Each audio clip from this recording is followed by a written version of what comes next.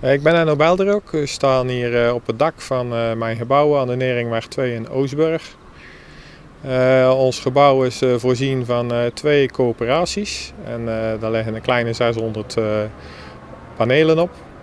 De reden waarom wij hier aan meedoen is dat het dak er uiteraard ongebruikt bij lag en we toch een bijdrage willen doen aan het Zeeuwse energie. Ik ben Adrie Neuvigliese, ik ben woonachtig in Groede en ben betrokken bij het bedrijf Maak onze regio duurzamer. Die eigenlijk als bedrijf heeft het mede helpen oprichten van postcode-rooscoöperaties. En dan eigenlijk vanaf de start tot en met de installatie. We staan hier op het dak van Belderok in Oostburg, waar u eigenlijk de panelen ziet liggen van een 2-tal coöperaties. 1 coöperatie gevestigd met als centrum Oostburg met alle postcodes rondom Oostburg. En de andere coöperatie met als centrum Retrangement met alle postcodes roosgebieden rondom Retrangement. Nou, u ziet hier panelen liggen van 2 coöperaties. In totaal liggen hier bijna 600 panelen. En die brengen per jaar samen op ongeveer 150.000 kilowatt per jaar. Dus dat is heel wat gezinnetjes. Elke coöperatie heeft ongeveer 25 deelnemers. En samen worden dus die panelen besteld, geïnstalleerd en onderhouden voor de komende 15 jaar. Nou, we hebben het al over een dak gehad. Belderok was bereid om het dak beschikbaar te stellen. Dat heeft hij heel sportief gedaan om niet. Dus eigenlijk zonder vergoeding voor zijn dak.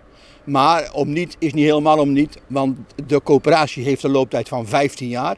Fiscaal gezien kan een coöperatie niet langer profiteren dan 15 jaar van de fiscale voordelen. En na 15 jaar wordt deze installatie al die jaren goed onderhouden door de coöperatie. Gaat om niet naar de dakeigenaar. Dus daar zitten de voordelen in voor de dakeigenaar. Nou, inmiddels is het gelukt om in Zeeuws-Vlaanderen een 12-tal coöperaties te vestigen. We hebben 2 coöperaties in Breskens op het dak van Vooruit en op MFC de Korre. We hebben er ook eentje op een boerenschuur in Schoondijken. Ook op het bedrijf Hydrovision ligt een coöperatie. In Terneuzen hebben we op dit moment 1 coöperatie actief op zeilmakerij van de Sneppen. En we zijn in de komende maand als het allemaal meezit, op de brede school Othene ook een coöperatie geplaatst voor Terneuzen. Dan in Hulst hebben we op dit moment 3 coöperaties actief. En daar zijn we nu bezig met nog 2 coöperaties in gang te zetten. Nou, tot nu toe zijn al die coöperaties eigenlijk allemaal aparte entiteiten. Maar in de komende maanden zullen we zien dat coöperaties waarschijnlijk gaan aansluiten bij een nieuw collectief. Er is namelijk een coöperatie opgericht, Zonnecollectief Zeeland, om het een stuk eenvoudiger te maken om dit soort toch complexe gebeurtenissen van het oprichten van en het fiscale ruling, etc., om dat een stuk te vereenvoudigen. Zo'n 15 jaar periode heeft te maken met dat er een fiscale ruling, dus per coöperatie wordt er 1 fiscale ruling gemaakt met de fiscus, dat de deelnemer 15 jaar lang kan profiteren van de voordelen van de teruggave van energiebelasting. Na die 15 jaar heeft het geen zin om in de coöperatie te blijven. Dus in principe wordt een coöperatie voor 15 jaar opgericht. Wat wij wel doen, wij zorgen voor goed materiaal. Dus we proberen gewoon met Europese materialen te werken. De panelen hebben allemaal en de omvormer hebben allemaal een garantieperiode van 15 jaar. Daarbovenop is die ook nog verzekerd voor de komende 15 jaar, ook voor opbrengst. Waarom zou je meedoen aan een coöperatie? Het is eigenlijk perfect geschikt voor mensen in een appartement. Die zijn namelijk allemaal dakloos, die kunnen niet op eigen dak. Dus dat is eigenlijk een van de grote voordelen. Als je in een appartement woont, zou je heel goed kunnen genieten van zonne-energie, maar dan door middel van een postcode-rooscoöperatie. Maar er zijn ook mensen die het niet mooi vinden op hun dak. Daar zijn wij ook heel erg geschikt voor.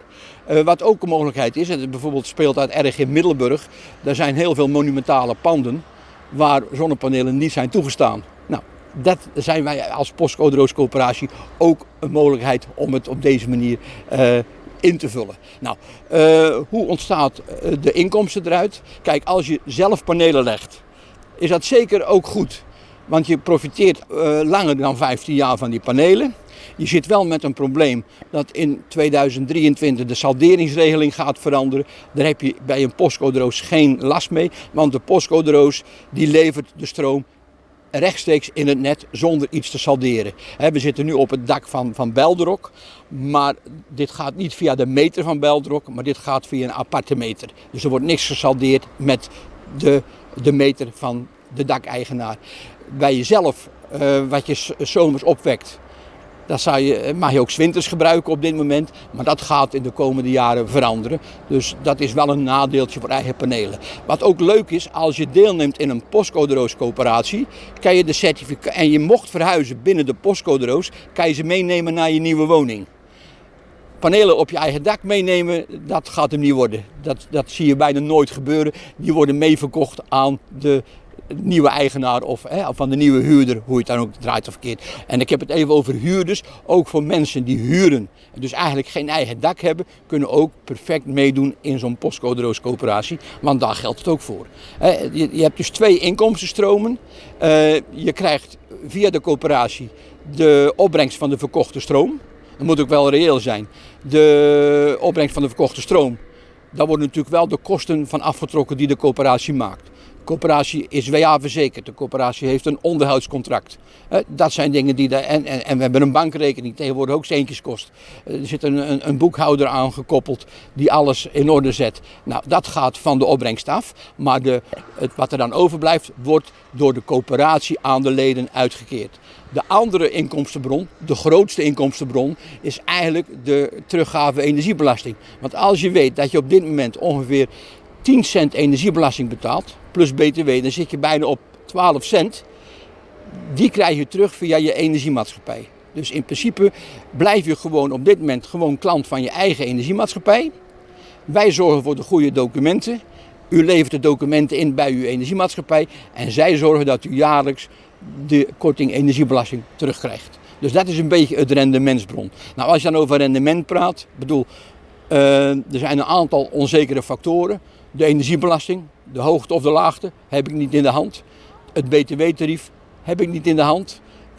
De zonneuren heb ik niet in de hand. Wat ik wel in de hand heb, is de fiscale ruling die voor 15 jaar geldt. Dus dat maakt het in ieder geval een stukje zekerheid. En ik benoem dat bewust, omdat we straks per 1 januari krijgen we ook een nieuwe postcoderoosregeling die op een andere manier wordt gefinancierd. Dus dan wordt het niet meer via een fiscale ruling gedaan, maar wordt een soort subsidievorm. De looptijd blijft 15 jaar. De voordelen zijn navenant. En er komt zelfs een voordeel bij. Mocht je nu deelnemen in een postcoderoos in Oostburg en je verhuist naar Middelburg. In de huidige situatie kan je ze dus niet meenemen naar Middelburg, omdat die niet grenst. Maar in de nieuwe situatie kan je ze wel meenemen naar Middelburg. Dus kan je eigenlijk de certificaten door heel Nederland meenemen naar je nieuwe woning. Dat is dan een van de voordelen. En ik heb ook nog niet precies een idee of het rendement beter of slechter zal zijn. Den Haag heeft beloofd dat het rendement vergelijkbaar zal zijn. En als ik dat mag geloven, dan betekent nog steeds dat we na 1 januari eigenlijk gewoon nog steeds een rendement op onze investering hebben van een kleine 5%. Nou, dat is meer dan bij de bank.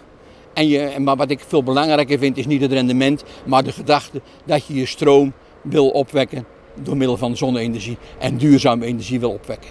Ja, helaas hebben we natuurlijk nu het probleem dat we vanwege de corona geen informatieavonden meer mogen houden. Dat gaat hopelijk in september weer een beetje verruimd worden. Maar op dit moment hebben we mijn website zo ingericht dat alle informatie daar ook perfect terug te vinden is. Zodat je toch eigenlijk je goed kunt inlezen voor je hier aan deelneemt.